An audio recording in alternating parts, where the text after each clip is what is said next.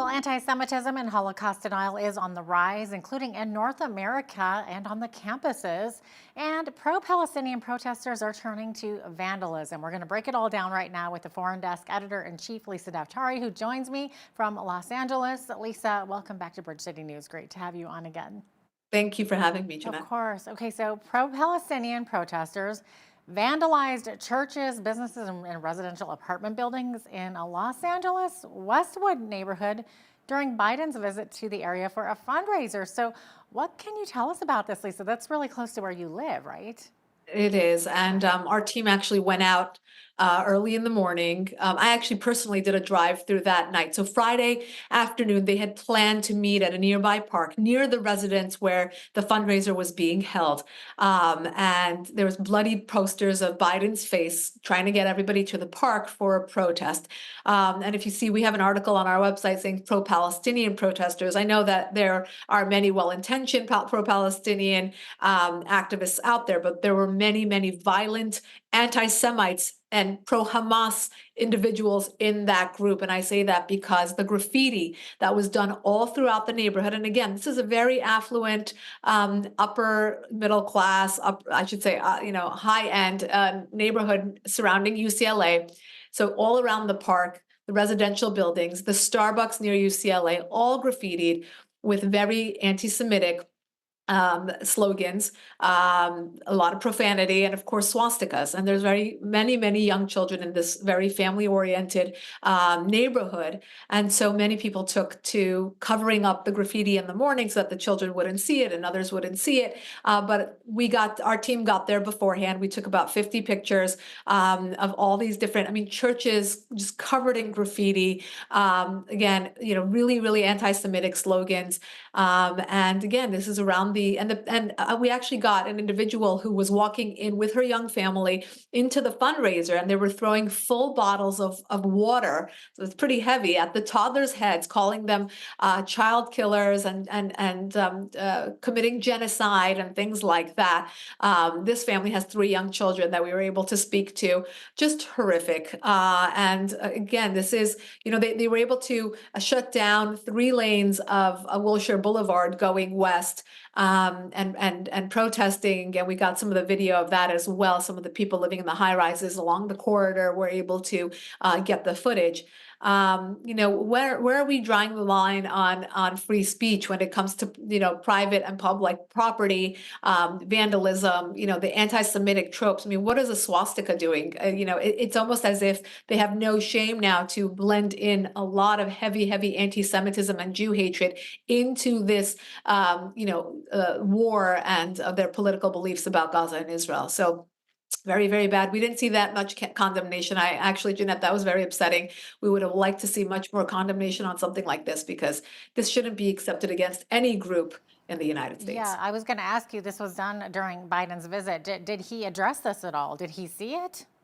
I don't know if he personally saw it. It's pretty hard to get into to these homes without seeing all of this or hearing all of this.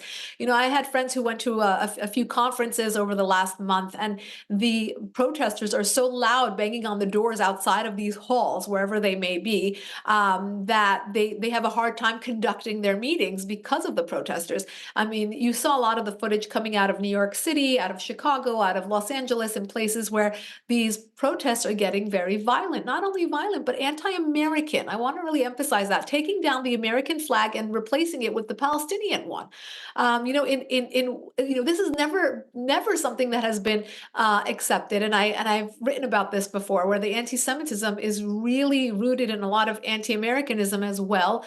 This was anti-West, anti-freedom, anti many things. And I think, before this gets even further out of hand, we need much more condemnation from the government, from universities, from Congress. Wherever anti-Semitism is being shown.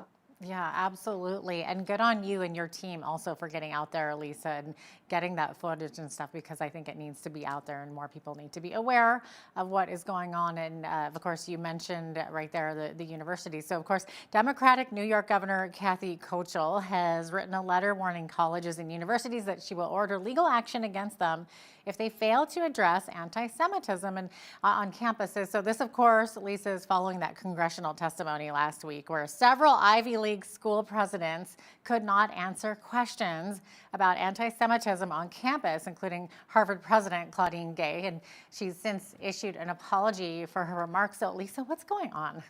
Right. So you saw the leader at University of Pennsylvania step down, and so did the chancellor. And I guess good for Governor Hochul for getting ahead of this, but it's crazy that it needs to be said, and it's crazy that any adult professional needs to be told that they need to condemn hatred against any group. I mean, fill in any other group other than Jews into this targeted bullying and hazing and harassment and hatred on campus, and it would never be tolerated. The fact that we have to even have a hearing, the fact that they have to be asked to resign over something like this. I mean, imagine somebody would rather not call out anti-Semitism and lose their job. It's just the right thing to do. And of course, the New York governor wants to get ahead of this. I know we've seen anti-Semitism at Columbia, NYU, two very prominent, Cornell, three very prominent universities that are in New York that she wants to get ahead of. But it's awful that the names of these universities have to be dragged in the dirt like this, and that they have to lose so much funding. And perhaps that's what is prompting a lot of this, when you're losing millions and millions of dollars in donations Yeah. because you're just not doing the right thing. Again, it's crazy. It has to be said. Bravo to anyone who is condemning this, including the governor of New York. And I don't know if I should say too little, too late, or we still can get ahead of this as a society. The fact that it has penetrated so deeply that they can't even recognize it is what is so disturbing. Whether it's the mainstream media, the college campuses, government, just even entertainment. When you look at a lot of these celebrities not understanding that what they're saying or doing is so damaging to all. When you cannot condemn hatred against one group, you're allowing it to come into society as a whole, where we are now allowing hatred and bigotry, anti-Semitism, racism, whatever you want to call it, whatever brand of hatred it is. If you're allowing it for one group, it's going to come for your group as well. Now, Lisa, the Foreign Desk reported on a poll that was done, which showed that 20% of young people say that the Holocaust is a myth. And with all this historical documentation that we have, along with actual footage of concentration camps that's readily available to us to view on YouTube, so how can 20% of young people think that the Holocaust is a myth? Jeanette, let's go one step further. There are people who are saying October 7th is a lie, and that these women were not raped, and that the Israelis were not massacred, over 1,000 of them. So, and that there are no hostages, even though they're getting released, and we have their names, and we have the footage of them getting released. There were no hostages. This is all a myth. So, obviously it makes sense that they would deny the Holocaust as well, which is very troubling, because the last of Holocaust survivors are dying, and then there will be no more, firsthand testimony, even though, again, the evidence really doesn't do anything for these kinds of people who want to believe that these events did not occur. Jeanette, it's really troubling. And the troubling part, I just had a conversation with a friend this morning about this, is that 20% that is denying the Holocaust, that is anti-Semitic, that is on TikTok, that is, they are overrepresented in many ways, right? So we're seeing them in the media, we're seeing them in the news, we're seeing them on social media platforms. We're hearing them much more than we're hearing the 80% of people who obviously understand what Israel's doing, that understand what Israel's going through, that understand the threats of terrorism, and do not side with Hamas. They don't think Osama bin Laden was lovely. So this is the issue, is that 20% being represented in all of these different facets are carrying the narrative, whether it's on college campuses, whether it's on TikTok or Instagram or wherever they may be, or in the halls of Congress, where you had 4 members of the squad now turned into 8, overrepresented. They're underexperienced. Their resumes don't speak for anything that they've done in life, but their hatred is very, very loud and getting headlines. And that's the issue here. I think we need to turn this narrative and not give the 20% the voice, but give the 80% sane people in the United States and in the West, carry that narrative. And really, it's a big message to the universities and to the mainstream media and to anyone who cares about the truth and cares about the future of the West has to carry the truth and has to change the narrative. No, that's a very good point there. And Lisa, it's been noted that there's been an increase in gun ownership among Jews after the Hamas attack on Israel on October the 7th. So it looks like many Jewish people around the world are choosing to arm themselves for self-defense. So I mean, I guess I can't say I blame them. No, and you know what? It's obviously very natural when you wake up and you realize no one's going to defend you and you have to defend yourself. And what's very ironic about this is that Jews, particularly in the United States, are typically Democrats, typically meaning that they are typically anti-gun, where many of them now wake up on October 8th and realize, wait a minute, I might have to defend myself and my family, and that goes maybe against my party line, but I need to do what's best for my family. And I think that this reality has come knocking very loudly on the doors of many Jews and others, by the way. I have a neighbor who's not Jewish, and he has, since upped his arsenal of guns in his home. He did not previously want to, and now he feels like the police is not coming for us. The society is not defending many of us. And I want to add one more thing. It's not just about Jews here. When we see tree lighting ceremonies in places like California, Gavin Newsom canceled it and he made the tree lighting ceremony online. When we saw in Rockefeller Center the tree lighting ceremony for Christmas being, basically hijacked by violent pro-Hamas demonstrators, then you start to wonder if this is really about Jews or the dismantling of the foundation of the West, which is rooted in Judeo-Christian values. And when you start looking at it that way, we have a much bigger problem than just this war against, Israel and Hamas. It goes deeper into individuals trying to undermine the culture and the freedom of the West. So they're trying to cancel Christmas, cancel the Jews, do whatever. And I know that a lot of well-intentioned people are waking up to this and understanding this, but there are still those who need to really connect the dots on what's going on here. Okay, so getting off of October 7th now and turning to more the Middle East here, there have actually been more reports about attacks against the U.S. So it was reported that the U.S. embassy in Baghdad was shelled by suspected Iran-backed militias. So it's been reported that these kinds of attacks are actually escalating then, Lisa? Absolutely. And we must actually connect this to October 7th because both of these are being puppeteered by the same control group, which is Iran's regime. Iran's regime has paid Hamas, is supporting Hamas, trained Hamas for October 7th. They then are now going against the United States and attacking US assets with their proxies in the Middle East, which they have set up over the last 10, 15 years. So we have proxies in Yemen, we have proxies in Lebanon called Hezbollah, we have proxies in Syria and Iraq, and now those are becoming much more active towards US assets. So I know the White House tries to separate the two narratives. The White House tried to say that this is something that's a one-off and very quietly handling targeted attacks and retaliating, but then moving, back and not allowing this to escalate.